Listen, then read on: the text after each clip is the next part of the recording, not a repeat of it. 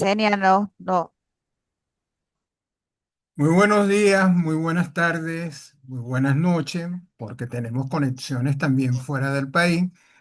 Vamos a dar inicio a nuestra segunda sección de la Cátedra Permanente de Imágenes Urbanas, que como bien ustedes saben, es una cátedra que tiene más de 30 años de existencia y cuyo objetivo, cuya naturaleza fundamentalmente es reflexionar, investigar académicamente todo lo que tiene que ver el tema con nuestras ciudades, tanto a nivel nacional como a nivel internacional.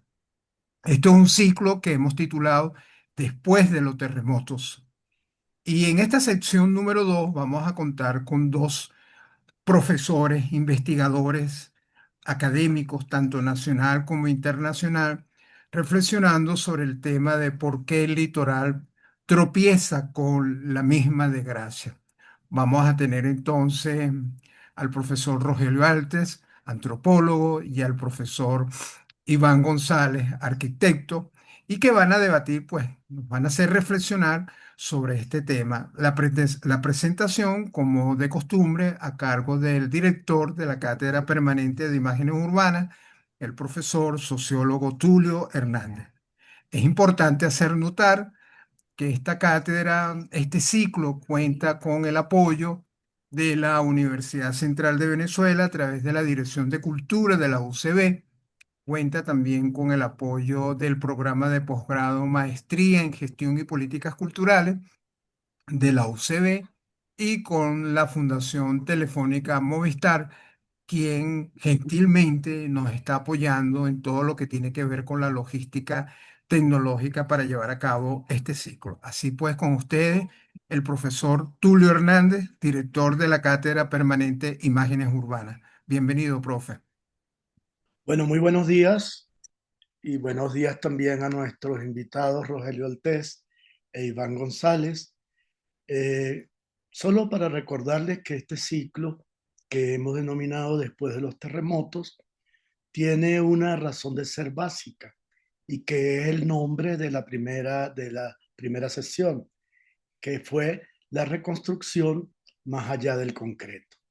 Nosotros partimos de la idea de que además de las lesiones evidentes en vidas, en víctimas, en viviendas destruidas, en vialidad deteriorada, este tipo de desastres socionaturales tienen otras lesiones. Acaban con memorias colectivas, con memorias, historias individuales, destruyen tejidos sociales, producen colapsos emocionales, dañan el patrimonio cultural, que a su vez es una forma de identidad y arraigo, y no solamente el patrimonio cultural construido, sino el patrimonio cultural intangible, y también destruyen, digamos, ecosistemas naturales. Por lo tanto, la reconstrucción es la propuesta que todos manejamos acá. Tiene que ser integral, multidisciplinaria y tiene que incluir los elementos emocionales, culturales, de memoria, de interpretación de la naturaleza.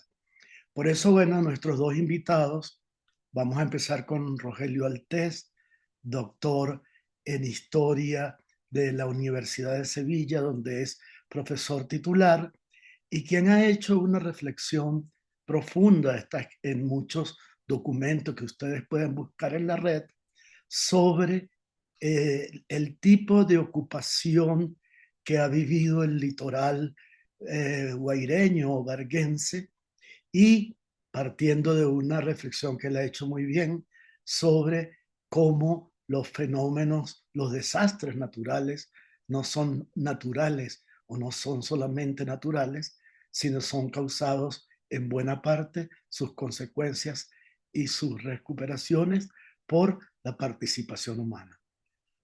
Doctor Altés, adelante. Muchísimas gracias, Tulio. Para mí es un honor estar en esta cátedra. Quiero agradecer a todo el equipo que te acompaña, también al colega que se presenta conmigo hoy, y especialmente a ti por la deferencia de haberme invitado. Voy a compartirles pantalla. Este, a ver,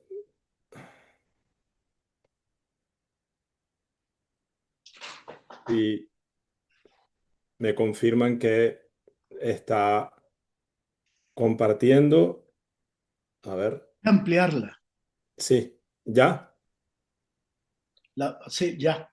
Vale, estupendo. Bien, la idea fundamental con esta presentación es precisamente aproximarnos al proceso de ocupación del espacio del litoral central de Venezuela, independientemente de las denominaciones administrativas y políticas que ha tenido a través de la historia. Este espacio en particular tiene unos perfiles específicos de ocupación que podremos periodizar a grandes rasgos y que sobre todo vamos a comprender a partir de las diferentes prácticas y los diferentes intereses que en efecto se plasmaron sobre el lugar. Eh, si ven ahora en la pantalla tenemos un mapa, un esquema de lo que podría ser el litoral hacia el siglo XVII, donde prácticamente tenemos unos puntos aislados que forman algunas de las haciendas que para ese momento estaban ocupando lugar. Precisamente son espacios que no tenían conexión por tierra, de hecho, y que básicamente son asentamientos aislados.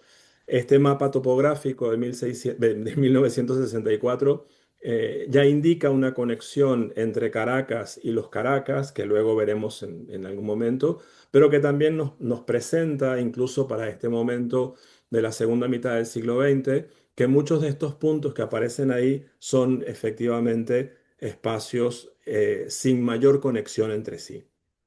Esta imagen satelital, que es desde luego reciente, de la década del 90, nos enseña además precisamente ese apretujamiento, ese espacio tan estrecho del que precisamente vamos a describir ahora con algunos detalles en particular, ¿no? Es decir, por ejemplo, entendemos que esta pequeña franja está flanqueada por el Mar Caribe y por una cordillera que supera los 2000 metros. Su espacio más ancho de ocupación son apenas 3 kilómetros en algunos de los espacios que dejan los abanicos de aluviales, ¿sí? Y hasta las primeras décadas del siglo XX, esta, como les decía, es una ocupación dispersa, sin conexión, cuyo mayor desarrollo históricamente es la infraestructura portuaria, ¿no? Hasta que precisamente con el cambio en el sentido de la ocupación, con el cambio en el uso de la tierra que tendrá lugar aproximadamente a mediados del siglo XX, va a pasar de ser aquellas haciendas que funcionaron en un modo de producción ya desaparecido a esta cultura del balneario que efectivamente va a pintar el horizonte urbano que conocemos al día de hoy o que conocíamos hasta el 24 de junio, ¿no? Este es un ortofotomapa de la década del 90 también, donde podemos ver incluso con más detalle ese apretujamiento del que decíamos, ¿no? El apiñamiento urbano en espacios tan breves que con imágenes de perfil también nos lo presentan de manera muy característica, ¿no?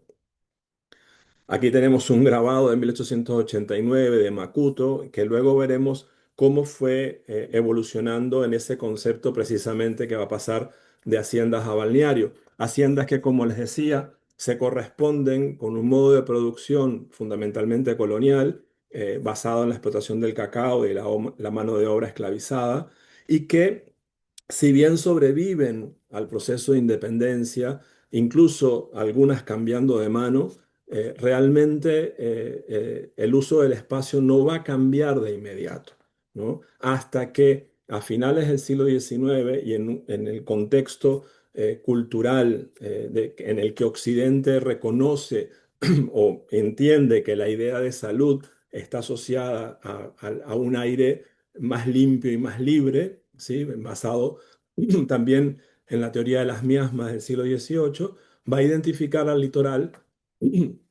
como el balneario de Caracas, como el espacio de recreación al respecto, ¿no?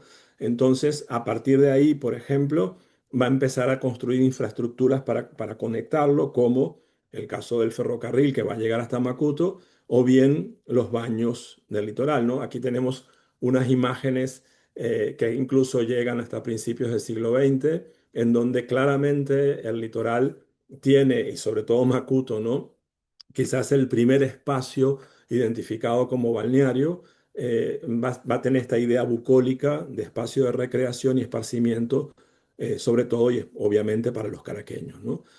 Este plano de 1929 nos indica también esa conexión desde Caracas, que apenas llegaba, como lo vemos ahí en el círculo rojo, hasta Caraballeda, ¿no? Bien, estas haciendas, decíamos, van a ir perdiendo eficacia y eficiencia, y va a coincidir esto, desde luego, con el ascenso de la idea de balneario de la región, ¿no? Entonces, los propietarios de estas tierras van a cambiar, decíamos, la forma de explotarla, y van a empezar a parcelar para el desarrollo y la urbanización, fundamentalmente con miras a que se desarrollen viviendas, de una segunda vivienda, ¿no? Para los caraqueños, ¿no? Van a aparecer los clubes, que son los primeros desarrollos urbanos de la región, luego las urbanizaciones, sobre todo Tanaguarena y Caribe, más tarde los Corales, ¿no? La autopista que va a ser decisiva, ¿no? La avenida Sublet, y el desarrollo, por ejemplo, del primer Gran Hotel, que fue Guaycamacuto, luego comprado por la cadena Sheraton. Aquí tenemos unas imágenes, por ejemplo, del carnaval en Macuto, en el Hotel Miramar de 1930. Sí, ya con la idea de que ese lugar es un espacio de recreación, que contrasta además con esta imagen de la misma década de La Guaira, todavía un sitio mucho más asociado con una arquitectura premoderna, ¿no? No obstante, la construcción de la autopista en el 53 sí va a permitir la conexión vial directa con Caracas. Ahí tenemos la avenida Sublet y la imagen de La Guaira, que aun cuando no tiene grandes desarrollos arquitectónicos, sí ya se ve conectada a partir de la avenida Sublet. Este es el Hotel Guaycamacuto, recién inaugurado, para que tengan una idea. Y entonces podemos ver en este esquema, del cual no nos vamos a detener mucho por lo específico del asunto, en la columna de la izquierda, las haciendas, sobre todo en el espacio del este del litoral, y luego los desarrollos que van a tener lugar a partir más o menos de las fechas que tenemos señaladas con amarillo. Como verán, el primero es el Club de Naguarena, y todavía hasta la década de 1990 hay desarrollos como, por ejemplo, la urbanización La Llanada, ¿no? Es decir, este proceso tiene un momento de auge, lo vamos a ver luego, una periodización asociada también con modelos políticos y momentos históricos específicos. Tiene un momento de auge al principio, tiene una explosión importante en la década de los 70, y todavía hasta finales del siglo XX mantendrá esa idea de desarrollo urbano basada en la segunda vivienda para los caraqueños, ¿no? Esta imagen es muy reveladora, ¿no? Es una imagen de lo que vemos acá, Caribe y Tanaguarena, antes del terremoto de 1967. Es una imagen muy reciente, previa al sismo. Ahí podemos ver el Sheraton y la mansión Charaima, la famosa mansión Charaima, de la cual veremos después cómo quedó impactada con el terremoto, y los espacios parcelados ya, ¿no? Con algunos pequeños desarrollos que ubicaban a la urbanización Caribe y a la urbanización Taraguarela, que ya tenía el club para ese momento, ¿no? Entonces, volvemos a la misma tabla, y vale la pena llamar la atención sobre un aspecto que va a ser, no por casualidad, decisivo históricamente, y es que muchos de estos desarrollos están impulsados después de eventos que produjeron gran destrucción material, ¿no? En primer lugar, hay que destacar que también hay una larga cronología de eventos de destrucción del litoral, asociados sobre todo con aludes y lluvias, y que en el 38, en el 48 del siglo XX produjeron unos impactos importantes que luego como lo vemos, empiezan los primeros desarrollos urbanos en el este del litoral. Luego los aludes del 51, que empezaron a ser recordados después del 99, van a generar este impacto e incluso son responsables de la aceleración de la construcción de la autopista, ¿no? Pero también el terremoto del 67 va a ser un impulso posterior, aunque parezca contradictorio, y vemos la mansión Charaima, por el hecho de que volvamos a la imagen que decíamos previa al terremoto.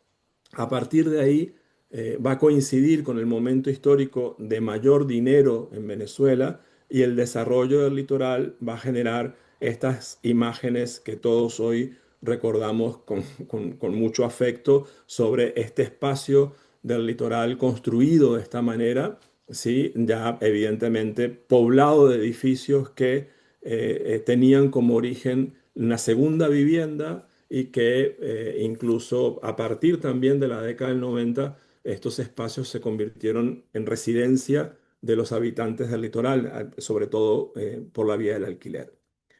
Bien, aquí tenemos a Los Caracas, inaugurada también en el 53, y vamos a ver unas imágenes aéreas que me concentro solamente con el espacio del río San Julián y lo que vemos de los corales y quizás un pedazo del Caribe también. Esta es una imagen de 1937. Vemos que evidentemente ahí no hay ningún desarrollo, solo vemos siembras.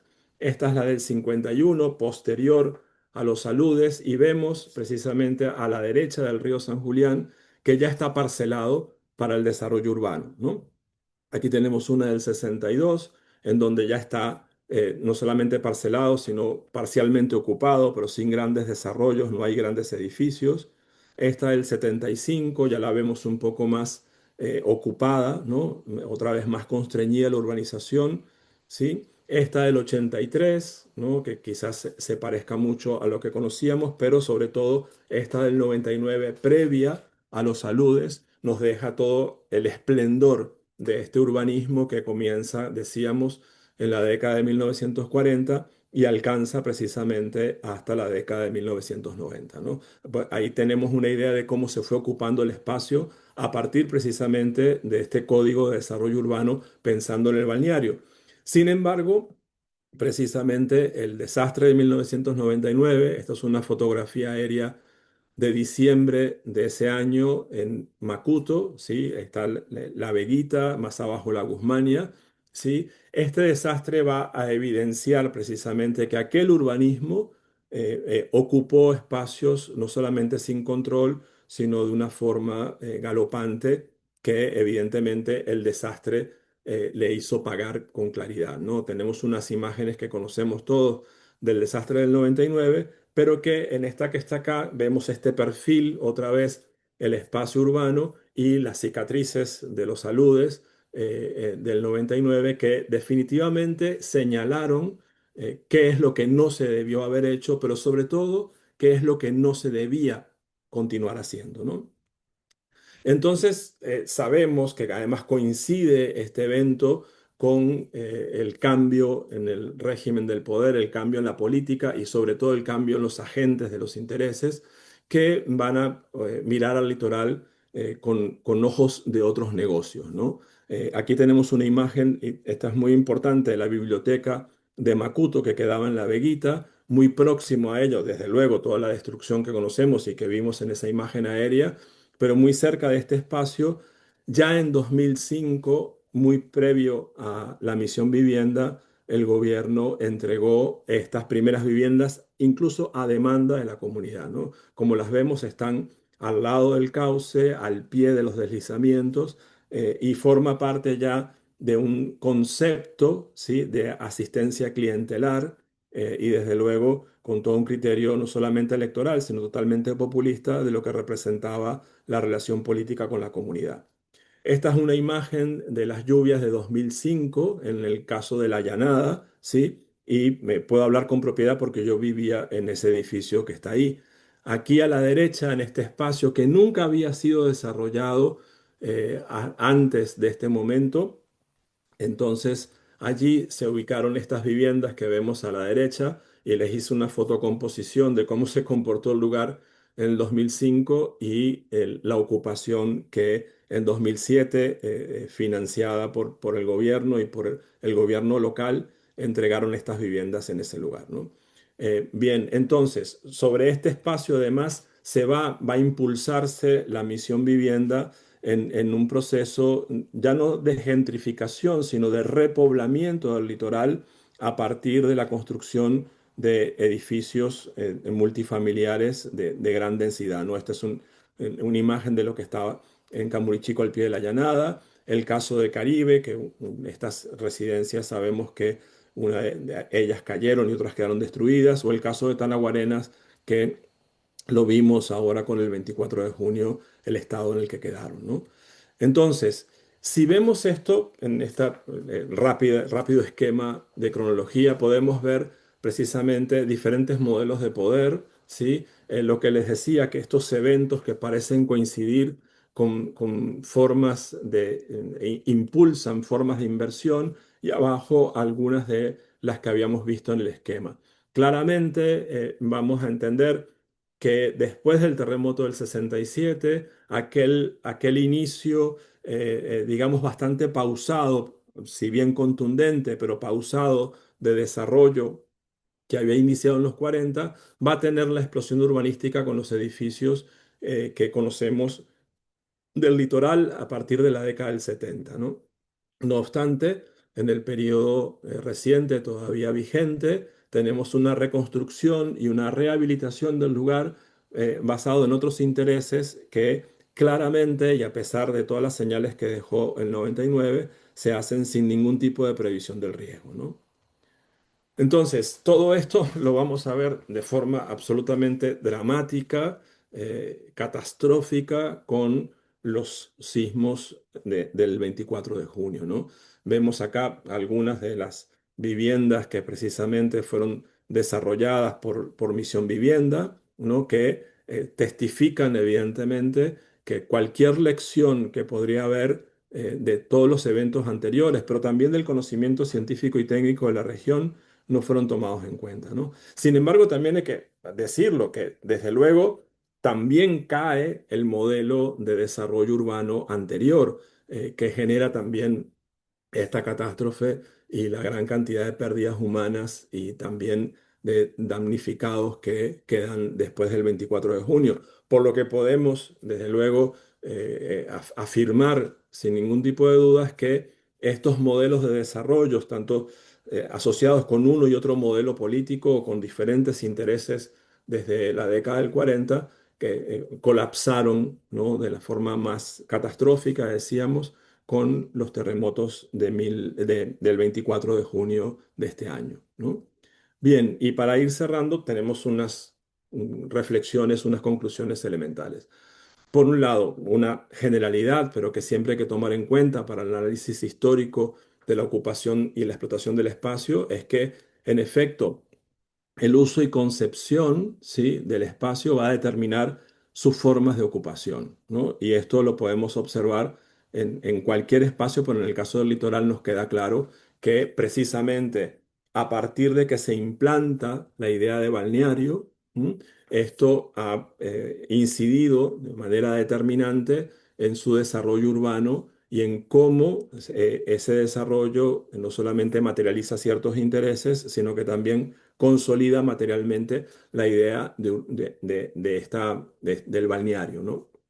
También entender que no debe ser ninguna casualidad que algunos de los desastres que generaron destrucción impulsan y aceleran la inversión, ¿no? Lo vimos en el esquema, y si bien esto podría entenderse, decimos, como un evento circunstancial, la evidencia histórica que deja claro, ¿no?, que hay una relación importante entre una cosa y otra, ¿no? Estas inversiones también las podemos ir ubicando a partir de diferentes relaciones de poder, pero sobre todo en la forma a través de la cual se articulan agentes decisivos, ¿no? Capital de la construcción, capital inmobiliario y capital financiero, o sea, esta articulación fundamental para lo que conocemos como el horizonte urbano de cualquier ciudad en el mundo, ¿sí? Especialmente la vemos muy clara en el caso del desarrollo del litoral. Sin embargo, también hay que tomar en cuenta que las decisiones no vienen, digamos, por impulso de las comunidades, sino que siempre están asociados a sectores dirigentes y sobre todo quienes pueden satisfacer los intereses a grandes rasgos, o mejor dicho, con mayor foco, que están asociados con autoridades políticas. Y en este caso nos queda claro, no solamente en el último tramo, sino a lo largo del periodo histórico que señalamos, que se satisfacen relaciones clientelares, ¿no? Y todo esto, desde luego, viene a consolidar una condición de vulnerabilidad estructural en la región que sin duda se ve, como decíamos, estallar de manera dramática con los sismos del 24 de junio. Tenemos que entender claramente que el litoral, desde su ocupación, desde la implantación colonial en adelante, presta un servicio claro a los intereses desde Caracas, ¿no? Por consiguiente, lo que podemos observar a través de la larga duración, pero sobre todo a partir del cambio en el uso de la tierra y esta concepción del balneario, que el litoral, sujeto a estos intereses, sujeto a estas decisiones, termina siendo un espacio que va, desde luego, a satisfacer los intereses de la capital del país, e intereses que además dejan claro que no prestan atención en ningún caso a la condición de los habitantes, ¿no? Vale decir también que en buena medida esa cultura del balneario también fue asumida por el litoral y que de alguna forma contribuye a la reproducción del asunto, pero que como parte de estos agentes que participan en la cristalización histórica del problema, no tienen una capacidad decisoria, ¿no? Y en todo caso son la parte más vulnerable de todo este proceso. Y con esto cierro la presentación y bueno, agradezco la oportunidad. Muchas gracias. Gracias, Rogelio, no solamente por lo brillante y preciso, ilustrativo, educativo de esta exposición, sino también por el uso del tiempo. Participantes muy gratificados te han dejado un aplauso. Tenemos tiempo te siguen aplaudiendo. Tenemos tiempo de tener el ciclo de preguntas y respuestas. Ahora vamos con la presentación de Iván. La de Iván en el fondo, aunque no directamente, es una respuesta a todo este esquema de vulnerabilidad estructural acumulada históricamente que nos ha expuesto Rogelio Altés. Iván nos va a dar su perspectiva de algo que él conoce de primera mano, que es qué se ha hecho, qué se ha pensado, cómo se ha actuado en Chile, uno de los países más sísmicos y vulnerables del planeta, con respecto a impedir, aminorar, recuperar más o menos serenamente y prevenir estos desastres socionaturales. Adelante, Iván, gracias por estar. Muchas gracias, Tulio, por la invitación. Voy a compartir pantalla.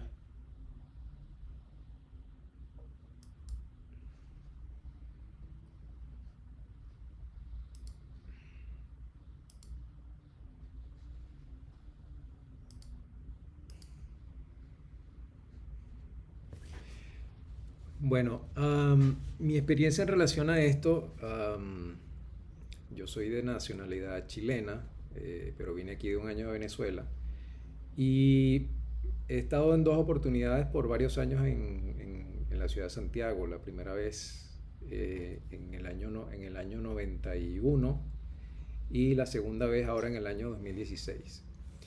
Y recuerdo con claridad, estando en Santiago, que la mayoría de los chilenos siempre se veían relativamente calmados ante una situación sísmica. Y yo siempre me preguntaba, bueno, por qué por qué sucede esta situación? ¿Por qué sucede por qué razón no hay un mayor grado de alerta, de alarma, en cierta manera un poco también de histeria, ¿no? En relación a estos acontecimientos. Y yo pensaba que era un tema que tenía que ver un poco con arrogancia, pero estando en Santiago me di cuenta que no lo era, y básicamente porque desde mi experiencia en Chile intenta mantenerse una cultura sísmica arraigada en el tejido social. ¿Y esto qué implica? Bueno, implica algunas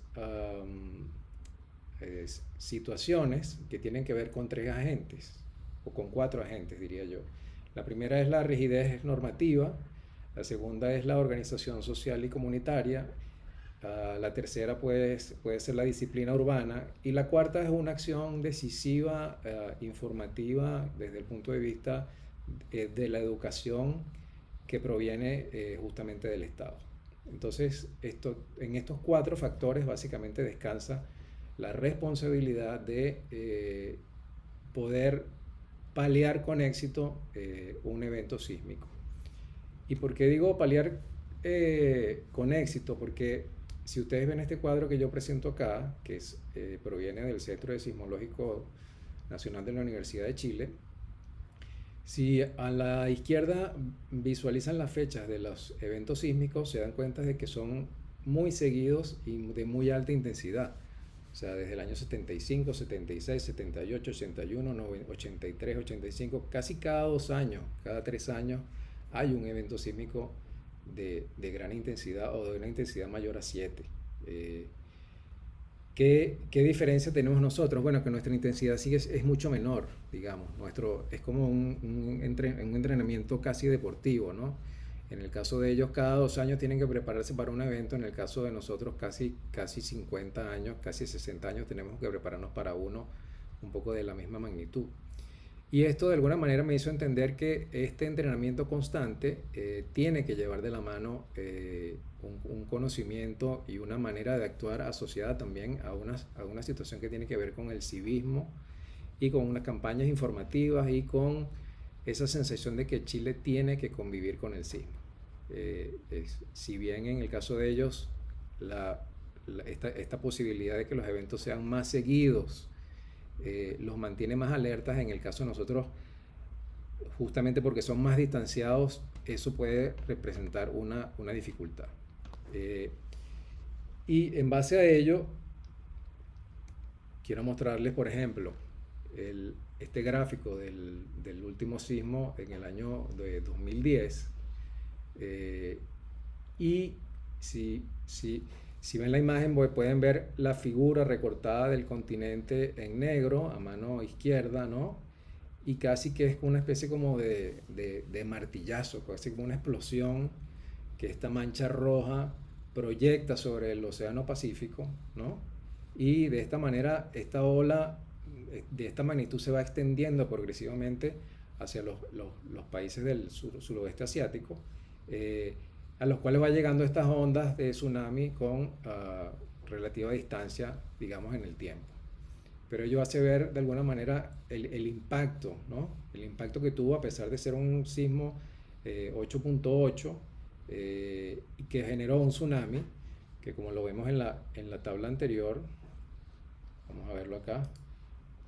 Aquí el Centro Sismológico que tiene clasificado categorías tsunami, tsunami moderado y tsunami destructor. En el caso del año 2010, como vemos aquí, hubo un tsunami destructor.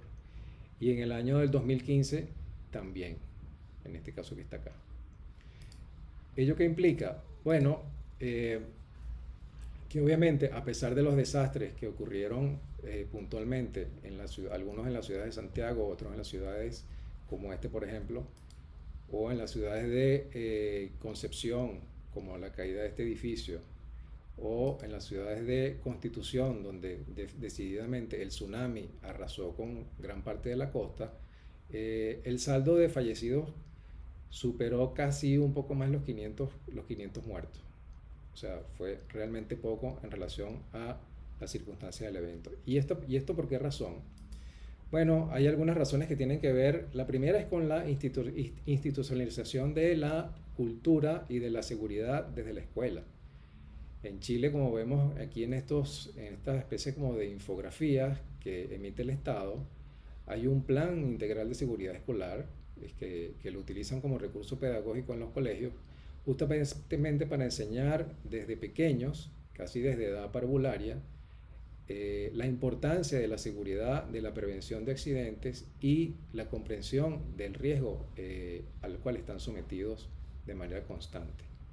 Por otro lado, también cabe destacar que en Chile el gobierno tiene una figura que se llama el seguro escolar, que va dirigido básicamente a todos aquellos estudiantes en edad escolar que estén sometidos a cualquier tipo de riesgo de trayecto entre su casa y en la escuela misma también. Iván, Entonces, digamos, hay una disculpa, estructura que disculpa, de cierta me están manera... pidiendo que hables un poquito más alto, por favor, porque algunos no Déjame, escuchan y si déjame, puedes ampliar las diapositivas a página completa también. Disculpa. ajá, a ver, déjame ver cómo hago esto aquí.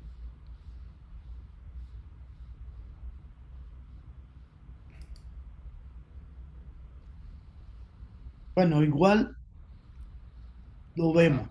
Ajá, ahí. gracias. Ya va, déjame, que tengo un problemita técnico aquí.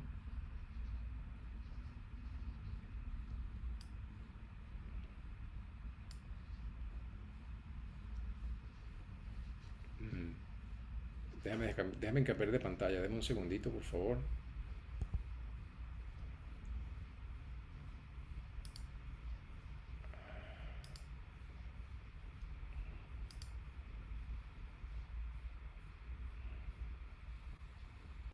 Ajá,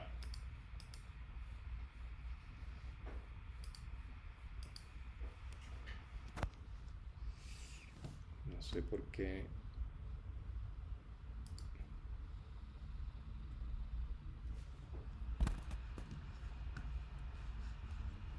Bueno, Allí está, profe, allí está, se ve ahí está. perfecto ahora. Ok, entonces bueno, en el fondo este plan de seguridad escolar es como básicamente el primer paso que tiene que ver con um, el conocimiento desde pequeño de la importancia de la prevención. Eh, estos plazos, estos planes también de alguna manera se complementan con la obligatoriedad de que en cada edificio y en cada condominio exista un plan de emergencia según la ley 21.442, que obliga a que todo condominio, por ejemplo, debe contar con un plan de emergencia que considere incendios, terremotos y tsunamis y debe incluir acciones antes, durante y después del evento. ¿Qué quiere decir esto? Que bajo la figura de un ingeniero prevencionista de riesgo, que existe como una carrera ya institucionalizada y establecida ya desde hace bastantes años en Chile, esta persona se encarga de trabajar directamente con cada uno de los condominios y es un requisito legal que se debe ir actualizando anualmente y en el cual conlleva desde el registro de las personas que forman parte de la comunidad de ese condominio o de ese apartamento, en el sentido de saber quiénes son médicos, quiénes son abogados, quiénes tienen problemas de discapacidad, quiénes son electrodependientes, quiénes son, cuántas personas en edad parvularia, cuántos ancianos, y ese registro acompañado de una serie de recomendaciones para zonas de evacuación, en caso de eventos telúricos, de incendios o de desastres, se va ajustando de manera anual y forma parte de un tema legal que exige de alguna manera el gobierno y la municipalidad. Eh, Esto de alguna manera hace prever que tenga que haber una familia siempre preparada, ¿no? En el sentido de que al interior de la familia también hay que hacer un esfuerzo por reconocer ciertas estrategias que se puedan aplicar en caso de sismo y en caso de riesgo, ¿no? Esto va desde definir los roles de las emergencias al interior de las casas, por ejemplo, quién lidera el proceso de salida, un directorio de contactos de emergencia, un kit de emergencia también que se tiene que tener, el establecimiento de una zona de seguridad que esté al exterior de los edificios y otras cosas más. Entonces, bueno, desde este punto de vista, en Chile se construye ya desde hace bastante tiempo sabiendo que va a temblar. Y según los últimos sismos, sobre todo a partir del sismo del 2008, las normas se han ido también rigidizando mucho más. ¿Y en qué sentido? Bueno, en que la arquitectura y la ingeniería van de la mano, no son profesiones, digamos, disímiles, sino que el cálculo estructural y el diseño arquitectónico tienen que de alguna manera ir de la mano, porque hay una norma que empieza a establecerse y que se empieza a leer también, y si llegan a ir a la ciudad de Santiago lo van a empezar a ver, que se empiezan a hacer estructuras mucho más regulares y con muros portantes en 2 o 3 sentidos que le empiezan a dar de alguna manera mayor rigidez. En este caso entonces la forma del edificio también importa, la forma del edificio también es importante. Y en el caso de nuestra arquitectura, nuestra arquitectura insignia, que es la arquitectura básicamente de los años 50, 60, usa el criterio de la planta libre, y la planta libre suele ser una planta bastante vulnerable para eventos sísmicos justamente por la falta de rigidez en sus plantas bajas. Desde otro punto de vista, podemos ver también que la seguridad en este caso entonces no depende de un solo factor. La seguridad va a depender fundamentalmente de un sistema, y este sistema va a tener que ver con el cálculo estructural, con los materiales y la arquitectura, con el estudio de suelo, con la ejecución en obra, con la revisión técnica y con la fiscalización y mantención. Si alguno de estos elementos falla o alguno de estos ingredientes se ve comprometido, bueno, ahí ya hay un punto vulnerable en relación a la construcción de edificaciones. Esto es un poco, imagínenselo, si fueran un piloto de un avión que tuvieran que hacer una lista de chequeo, y que esa lista de chequeo tienen que estar todo básicamente en verde para poder seguir adelante. Y si alguno de esos pasos se omite, bueno, se entra en una condición de riesgo. El siguiente. A ver. Por otro lado, hay un tema importantísimo, que es el tema del seguro, del aseguramiento de los inmuebles. En Chile cerca del 30% de las edificaciones no cuenta con seguros contra sismo. A diferencia, en nuestras ciudades y en Venezuela, menos del 3% de las edificaciones cuentan con seguros ante desastres. ¿Qué quiere decir esto? Que ante un evento de esta naturaleza, las personas, si no tienen ahorros o si no tienen algún colchón, de alguna manera, están en un estado de vulnerabilidad sumamente alto.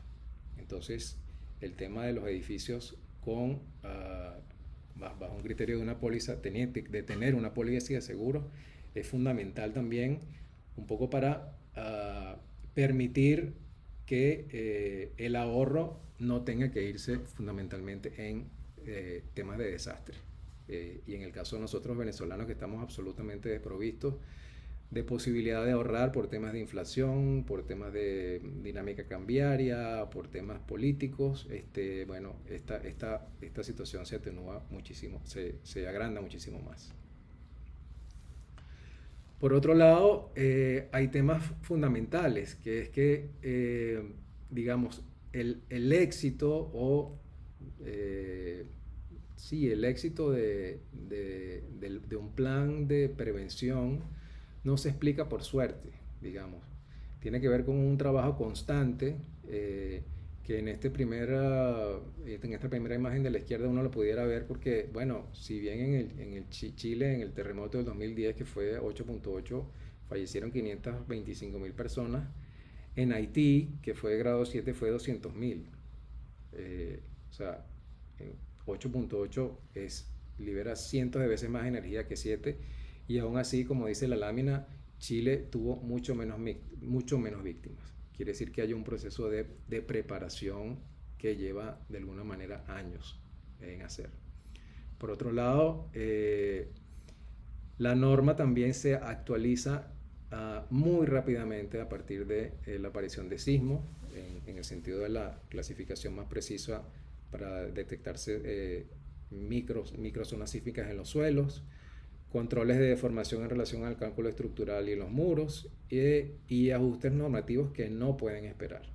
Y eso obviamente avalado por un colegio de arquitectos que está organizado, un colegio de ingenieros que también lo está, y un ministerio de vivienda que está organizadamente y que se sigue desde mi punto de vista organizando cada vez más. Sabemos que siempre habrán brechas, habrán baches, habrán huecos por donde de alguna manera sortear cierto tipo de normativas, pero la norma en general yo diría que uno agradece en Chile que ciertas cosas funcionan bastante bien. Por otro lado, se deja claro también que no hay edificios antisísmicos, hay edificios sismoresistentes. Son dos criterios totalmente diferentes. Antisísmico quiere decir que casi que ningún sismo lo va a tumbar, y lo que en realidad se busca desde el punto de vista arquitectónico e ingenieril es que la meta es que no es que nada se rompa, sino que se rompa de manera controlada, de acuerdo a categorías de zona sísmica, tipos de suelo y categorías de ocupación. Para eso entonces se calcula, para que sea un daño controlado, que siempre va a existir.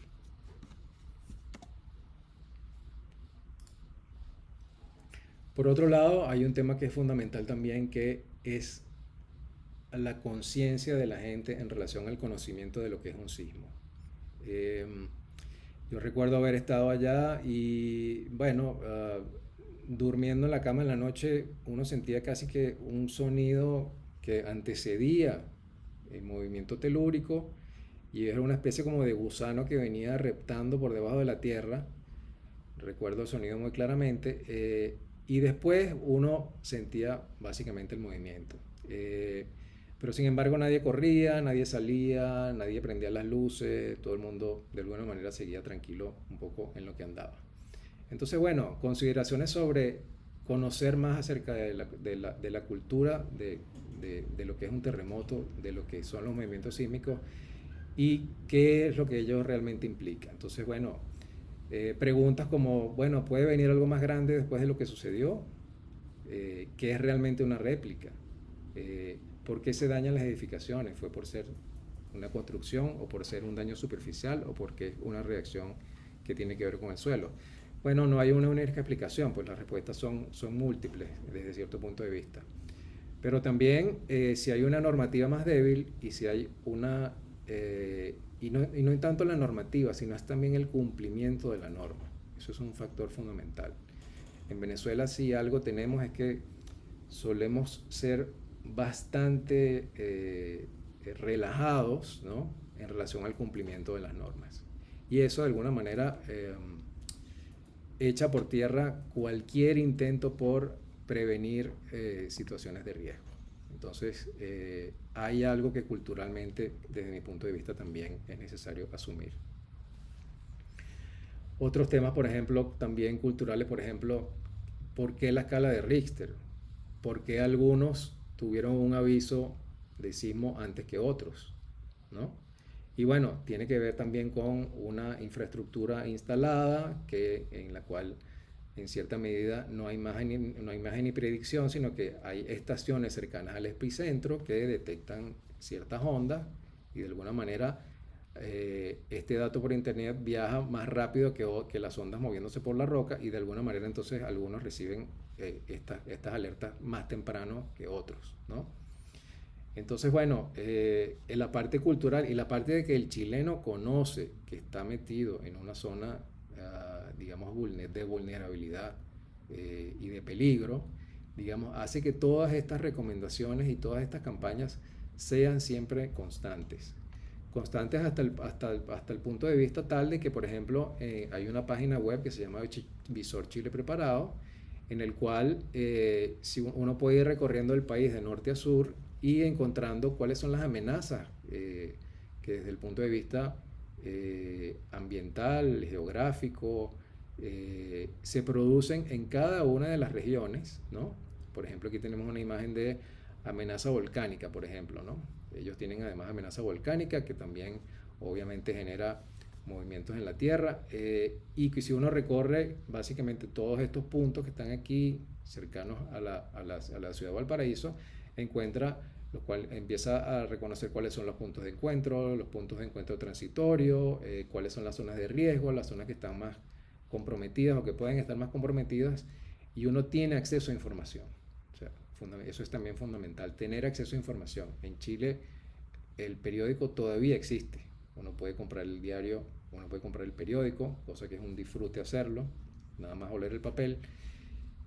Pero además informarse a través de las redes y a través de todos estos instrumentos que están a la disposición de todo el mundo y que son producto de años de trabajo sostenido de gobiernos que, desde mi punto de vista, independientemente de su condición política, han mantenido la continuidad. Quiere decir, hay cosas que se siguen cumpliendo. Ya un poco para cerrar, tres frases a raíz de un artículo que escribí y que circuló un poco por redes, manifestando como estas preocupaciones en relación a cómo el espejo chileno podría alimentarnos para saber entonces que nosotros, cómo proceder como venezolanos ante una situación o nuevas situaciones parecidas a las que ya acabamos de vivir recientemente.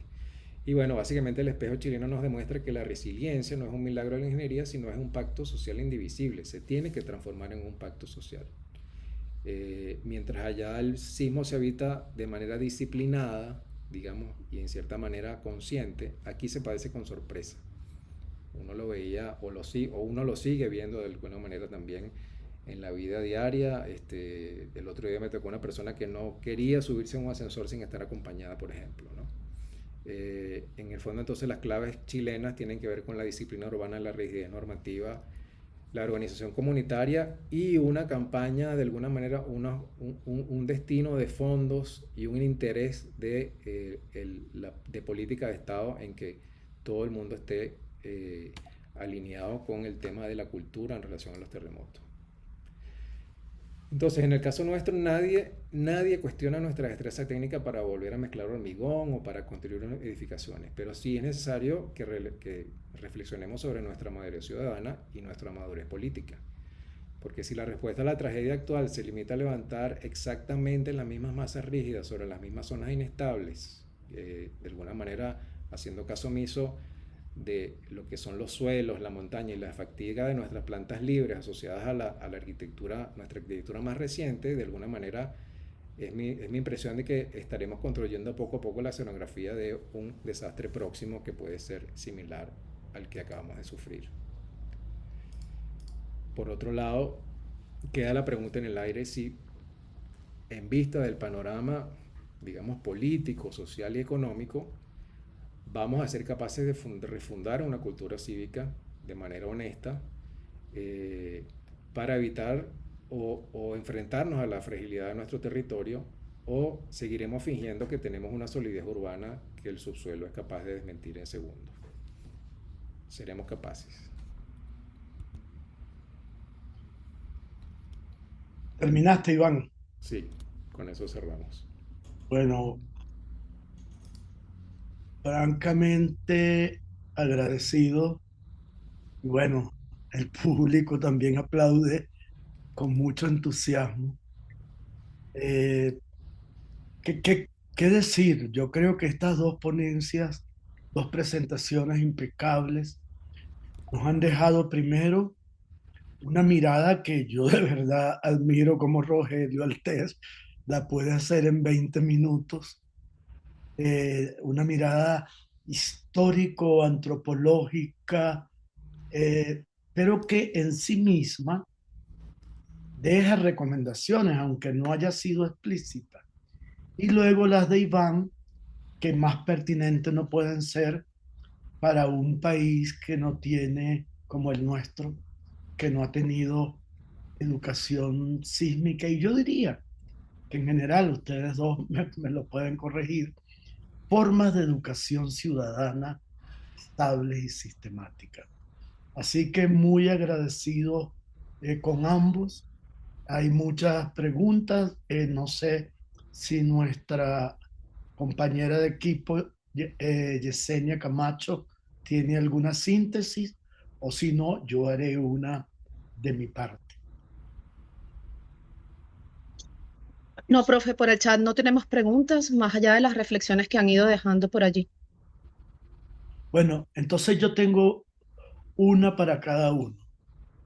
Rogelio, si sintetizando tu proceso, las etapas que tú defines, donde pones en correlación modelos de apropiación y desarrollo urbano con modelos políticos, estando ante la crisis de un modelo político cuyo futuro es de incertidumbre, ¿cuál sería tu propuesta para no volver a tropezar con la misma tragedia de la que venimos, según tu explicación, sufriendo desde los años 30 en adelante? ¿Cuál sería tu recomendación? Tú no eres arquitecto, no eres urbanista, pero tienes una visión completa y compleja de por qué han ocurrido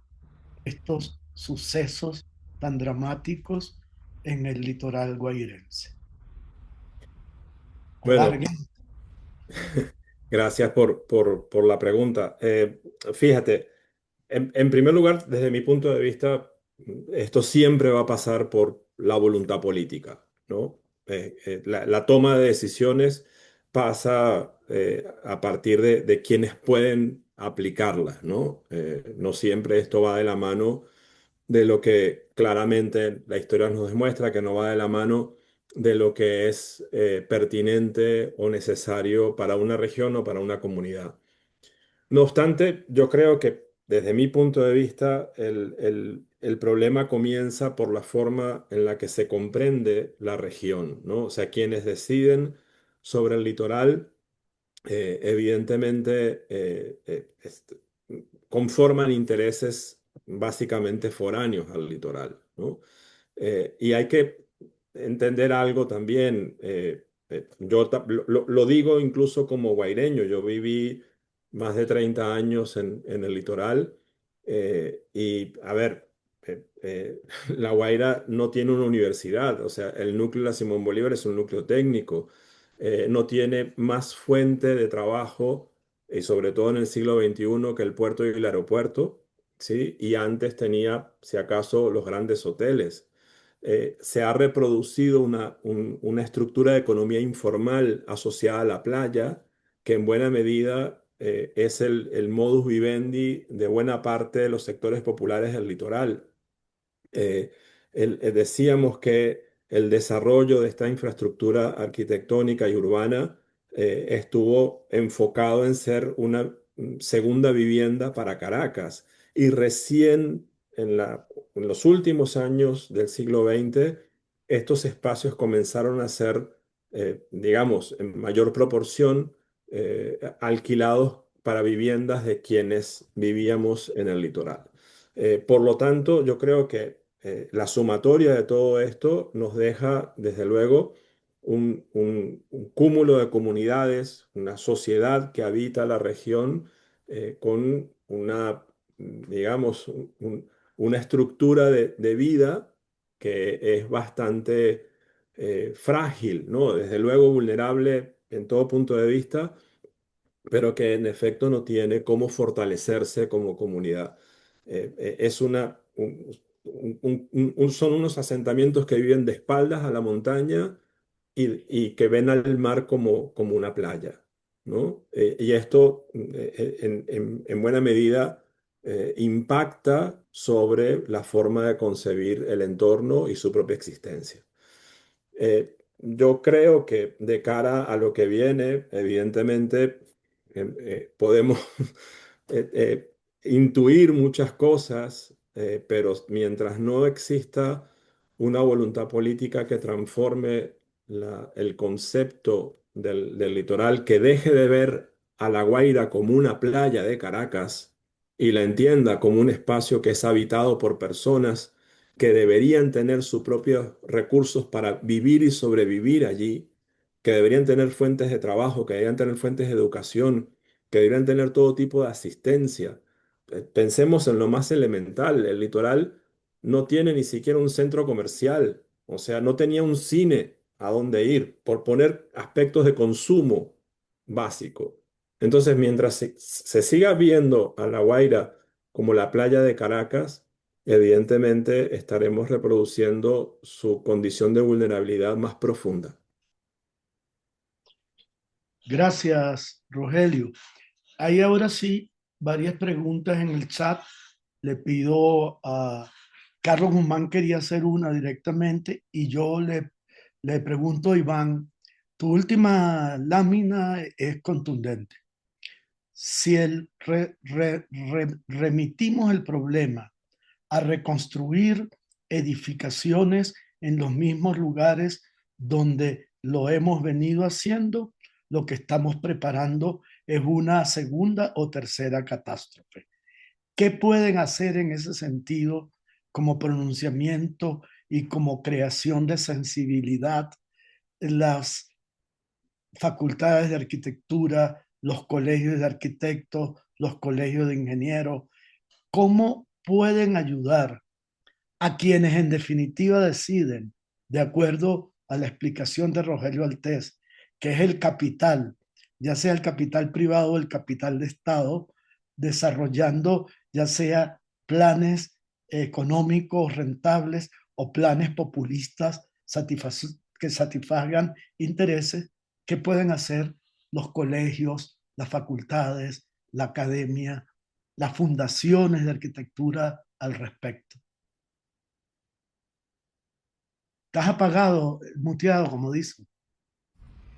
Gracias por la pregunta, Tulio. Mira, en realidad, eh, en cualquier otro contexto, eh, no así el venezolano ya desde hace unos años, la academia siempre ha tenido una opinión importante en cualquier situación, situación país. Eh, en el caso de Chile, la presencia de los gremios de arquitectura y de la arquitectura en la ciudad cada vez va cobrando mayor importancia.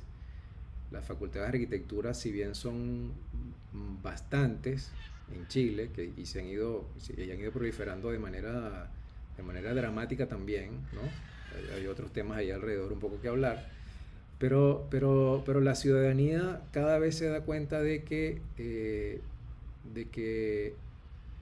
la arquitectura y los espacios urbanos y la planificación de la ciudad es un tema fundamental. O sea, si uno va a Santiago dentro de 6 años, probablemente se va a dar cuenta de que parte de la escenografía de la ciudad y de la condición urbana ha cambiado porque uno siempre descubre cosas nuevas. En los años que me tocó estar allá, cada 2 o 3 años uno veía que se inauguraba una plaza, se avanzaba una estación de metro, se construía un parque, se tomaban acciones decididas, por ejemplo, con respecto a qué tipo de vegetación sembrar en los espacios públicos para que no se consumiera tanta agua al regar, por ejemplo, ¿no? Un tema también que tiene que ver un poco con la conciencia ambiental. Y desde ese punto de vista, si bien hay instituciones más sólidas y que llevan la batuta, en el caso nuestra estamos todavía bastante disminuidos en relación a esta especie de último terremoto que empezó hace 27 años y que todavía estamos padeciendo. Y en ese caso tiene que haber alguna manera de organización social y de organización ciudadana, que es un poco lo que yo siento desde cierto punto de vista que estamos desprovistos totalmente. O sea, pareciera que no tenemos un norte claro hacia dónde navegar, ¿no? Había un profesor eminente que me dio clase, Fernando Pérez, que fue Premio Nacional de Arquitectura, que, bueno, citaba una frase que decía, bueno, es más importante estar equivocado que estar confundido. Y de cierta manera, yo creo que en el contexto venezolano pareciéramos que estamos más equivocados más confundidos que equivocados. Y eso representa un problema importante Porque bueno, si uno se equivoca, uno puede decir, bueno, cambio de rumbo y me voy por este otro lado, pero si uno está confundido, sencillamente no sabe qué hacer. Y ante estos eventos de reciente data, o sea, que creo que todavía estamos sufriendo y que todavía la gente está tratando de asimilar, eh, faltan voces decididas que lideran la batuta en relación a cómo organizar o cómo promover desde la academia ciertas cosas. Desde el punto de vista de la Facultad de Arquitectura ha habido reuniones, digamos, importantes de manera de contribuir con un plan territorial. Desde la Facultad de Ingeniería de la UCB también hay gente que se ha movido muy duramente para realizar estas inspecciones, pero también pensando también en futuro. Porque la pregunta que siempre nos hacemos es, bueno, ¿cuál fue la última gran obra que se hizo aquí, por ejemplo, en Caracas, para mejorar la ciudad? O sea, ¿cuál fue la última obra que causó impacto urbano en el sentido de la conciencia ciudadana, de decir, esto es algo que realmente ha transformado nuestra manera de vivir? Y esas son cosas que no pasan aquí desde hace bastante tiempo. Yo que asumí el compromiso con Marisabel Peña y Federico Vegas de hacer la guía de arquitectura de Caracas en el año 2015, ya después de ese momento, siempre todos los días yo me pregunto qué otra obra podríamos sumar a esta guía. Y cada vez es más difícil encontrar alguna obra nueva que sumar como parte de nuestra memoria colectiva. Sin hablar de que muchas de esas obras ya no están, por ejemplo, ¿no? Estas obras que reseñamos en la guía, por ejemplo, en el capítulo de La Guaira, ya no están a raíz de lo que sucedió. Y muchas otras que están en Caracas tampoco están, justamente por la depredación urbana e inmobiliaria que ha habido, por ejemplo, en la zona de las Mercedes, ¿no? Entonces, bueno, hay mucho camino por andar y yo creo que la labor de las universidades es fundamental para liderar todas estas cosas y sobre todo que eh, la labor de las universidades sea tomada en cuenta por aquellos de la dirigencia política que son los que finalmente toman decisiones en relación al país. O sea, si esa sinergia no se suma, si esa condición no se da, yo difícilmente veo que podamos seguir adelante. O sea, pienso que igual estamos ante un gobierno absolutamente impermeable desde ese punto de vista. Gracias, Iván. Hay muchos comentarios, consideraciones. Yo creo que ya estamos, como acordamos que estos eventos duren máximo 1 hora cuarto, 1 hora y media máximo, pero les quiero invitar que el próximo viernes tenemos la tercera sesión. Se va a llamar Lectura, Patrimonio y Diseño en los procesos de recuperación y sanación post-desastres. Vamos a tener una experiencia extraordinaria, que es el proyecto Leer para Vivir, que lo creó el Banco del Libro en el año cuando el deslave, Rogelio, y es un proyecto que después fue llevado a varias situaciones de tsunami y de terremotos en otros países y ganó un premio UNESCO bastante importante. Después tenemos a Zaida Valecillos del grupo, García Valecillos del grupo Climas, que han hecho un reporte lo más exhaustivo posible en tan poco tiempo sobre las obras que son patrimonio cultural que han sido dañadas y su recuperación. Y tenemos a Humberto Valdivieso, quien es director en este momento de la Sala Mendoza y profesor de la Universidad Católica Andrés Bello, con una reflexión de pensarnos, se llama cómo utilizar el diseño y la sensibilidad común para reconstruir espacios como estos en situaciones difícil. Él ha trabajado en el proyecto Catuche, donde se ha utilizado mucho el arte plástico como proceso de reunificación.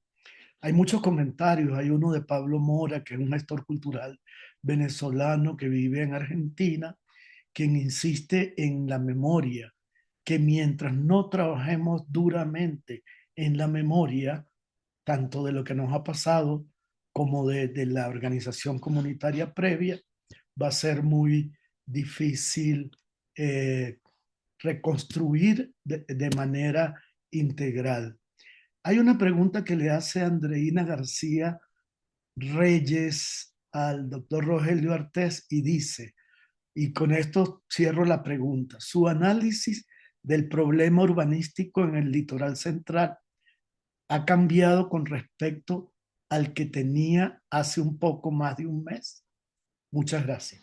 Ahí la dejo. Gracias, Andreina. No, para nada, para nada. De hecho, en algunas publicaciones anteriores, tanto cercanas en el tiempo como más atrás, hemos insistido precisamente en este problema, ¿no? Incluso en lo que tiene que ver con la ocupación del espacio.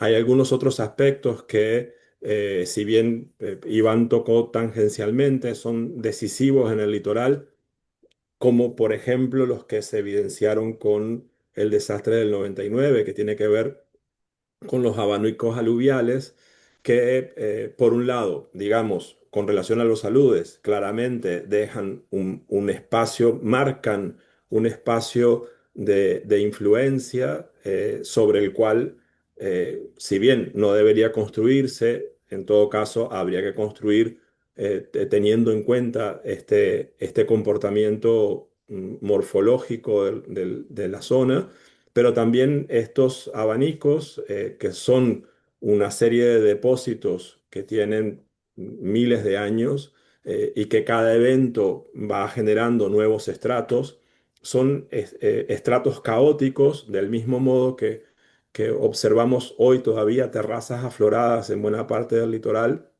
nos dejan ver que no son estratos de depósito ordenados, ¿no? Sino más bien son, decíamos, caóticos, en donde hay rocas, sedimentos, palos, restos materiales que van siendo arrastrados por la fuerza cinética del mecanismo de los fluidos, muy similar al de los tsunamis, y que depositan en estos abanicos, ¿no? ¿Qué pasa? Que estos abanicos se convierten en amplificadores de las ondas, ¿no? Por lo general, siempre les digo a mis estudiantes que la mejor forma de entender cómo se comporta un suelo aluvial, un suelo capaz de licuar con las ondas, es poner un vaso de agua o una gelatina en un extremo de una mesa y dar un golpe en el otro extremo, y van a ver cómo eso vibra mucho más que la mesa. En ese sentido, las terrazas aluviales se comportan como amplificadores. Por consiguiente, tenemos una serie de estudios, tenemos una posición al respecto, incluso con relación, para contestar rápidamente al caso de la memoria, con relación a esta morfología, a esta geomorfología de la región, que parece no tener ningún impacto en la memoria. Precisamente la idea de que todo esto queda sepultado en un olvido sistemático, evidentemente lo demuestran estos abanicos, no solo por lo que vemos como resultado del 99, sino incluso por una morfología muy característica, que son lomos de camello, ¿no? En el medio de ese lomo pasa el cauce, y estos lomos a los lados son las terrazas.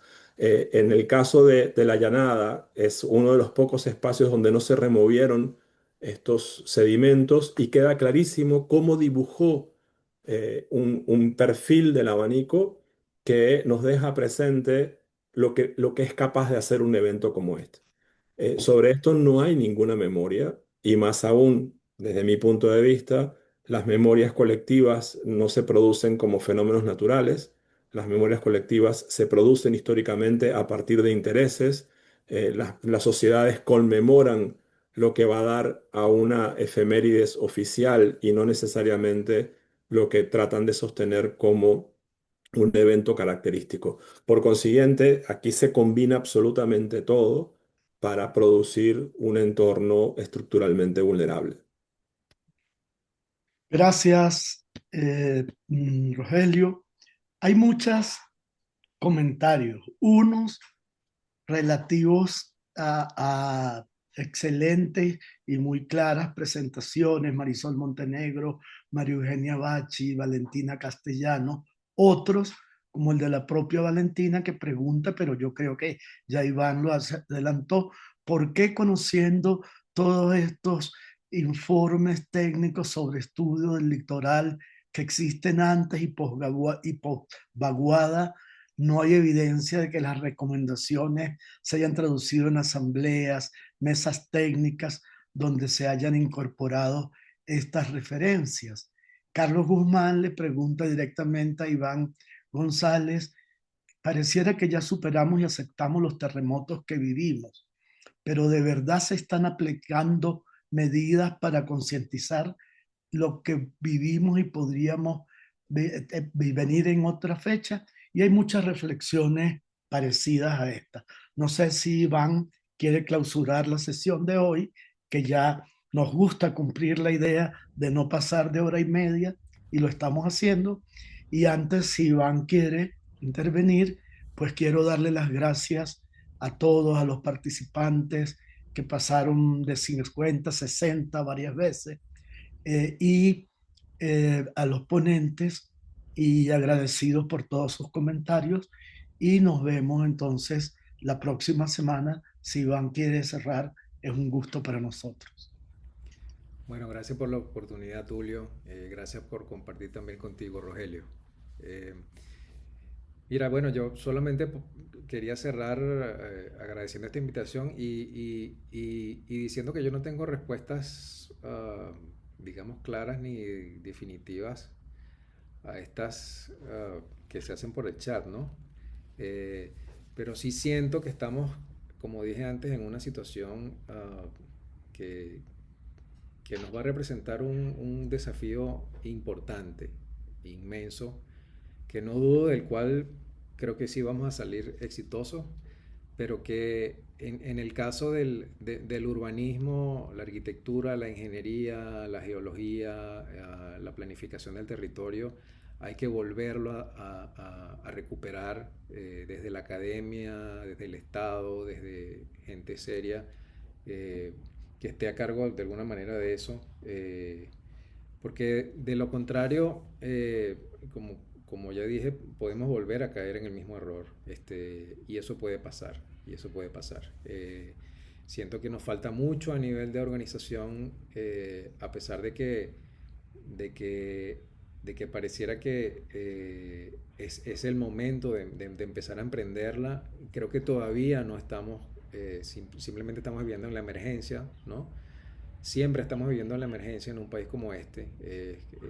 Venezuela es un país que básicamente no da tregua, desde mi punto de vista tampoco.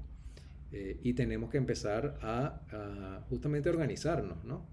También a ser más conscientes del medio en que estamos y promover miradas nuevas en relación a problemas que podríamos resolver. El tema de cómo plantear una arquitectura también más ligera, el tema de plantear una arquitectura quizá también un poco más, o ingeniería o sistemas constructivos más industrializados, que tomen en cuenta otros factores que estén más asociados a la flexibilidad quizá que a la rigidez, ¿no? Un poco más siguiendo esquemas un poco de la escuela japonesa. Eh, Porque de otra manera siento que vamos a estar centrados como en una misma olla, mirándonos las caras, ¿no? Y eso es lo que creo que también ha pasado en estos últimos tiempos, que es que culturalmente hemos estado bastante desconectados de todo lo que pasa afuera, a pesar de la cantidad de información que llega por redes sociales. Pero Venezuela decididamente tiene que volver a estar inmersa en el mundo de manera global, de manera asertiva y de manera clara. Y eso tiene que pasar. Gracias, Iván. Nos quedan 5 minutos, Rogelio, si los quieres usar. No, bueno, en primer lugar agradecer la posibilidad de estar en la cátedra, como decía, un honor a todo el equipo, a Iván por acompañarme. Y nada, o sea, yo pienso que el papel del conocimiento académico, del conocimiento científico, que es decisivo en todo esto, tiene una barrera lamentable que está vinculada con la toma de decisiones. Nosotros podemos tener toda la voluntad al respecto, pero no basta con tocar la puerta, ni siquiera con publicar. Y al respecto de todo lo que decía Iván, y de algunos comentarios en el chat, el conocimiento técnico de estos problemas es profundo. Es decir, no solamente es anterior, por ejemplo, al modelo de poder que hay en Venezuela en este momento, sino que durante este cuarto de siglo ha habido estudios al respecto, un montón que no se han tenido en cuenta, ¿no? Incluyendo el lamentable desmantelamiento de Fumbisis, que también conozco de cerca. Fui investigador de Fumbisis en la década del 90, y conozco cómo se fue yendo la gente paulatinamente, y que además convertir a Fumbisis en un chiringuito del Estado es uno de las peores decisiones, los peores efectos de todo esto. Por lo tanto, mientras no exista la voluntad política, el conocimiento científico no podrá ser un conocimiento aplicado. Bueno, gracias. Cerramos. Algunas personas preguntan en el chat si van a estar disponibles estas presentaciones. Sí, vamos a tratar de editarlas al comienzo y al final y las colocaremos. Y a los que se inscribieron y tenemos sus correos a través de la Fundación Telefónica Movistar, les haremos llegar la grabación. Gracias por todo, gracias por Iván y Rogelio, que están haciendo con nosotros una forma de voluntariado que, como yo digo, uno sabe lo mejor que podemos hacer en este momento tan duro y tan catastrófico es aportar lo que mejor sabemos hacer. Hay cosas que no sabemos, pero las que sabemos hacer tenemos que aportarlas también. Muchas gracias. Nos vemos el próximo viernes a las 10 de la mañana de Venezuela, 9 de Colombia, 4 de España. Gracias. Gracias a todos. Gracias a ustedes. Gracias por la participación.